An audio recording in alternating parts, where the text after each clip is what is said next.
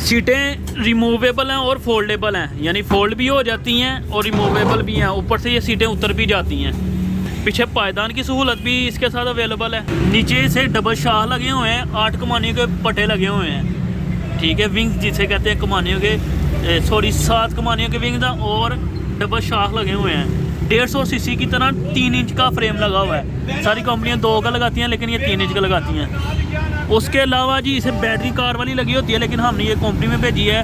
थोड़ा सा मसला आ गया था बैटरी में, वो तब्दील हो गया आ जाएगी।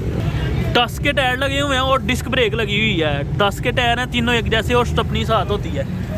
डिस्क ब्रेक लगी हुई है और डिस्क का रिमूवेबल होता है, यानी ऊपर से उतर भी जाता है, लाहौरी हुड की तरह बना हुआ है, और लग भी जाता है और ऊपर भी हो जाता है। आगे वाला छत फाइबर का बना हुआ है और अलग है, पीछे वाला हिस्सा अलग है, आगे वाला अलग है। ये किक स्टार्ट भी है और स्लो स्टार्ट भी है। 200 सीसी है और पानी सिस्टम, रेडिएटर वाला सिस्टम ही लगा हुआ है। MP3 वगैरह भी लगी हुई है। फुल रिव्यू देखने के लिए मेरे चैनल विजिट करें और चैनल को सब्सक्राइब कर दें। उसमें कीमत वगैरह भी हमने आपको बता दी है। अस्सलाम वालेकुम।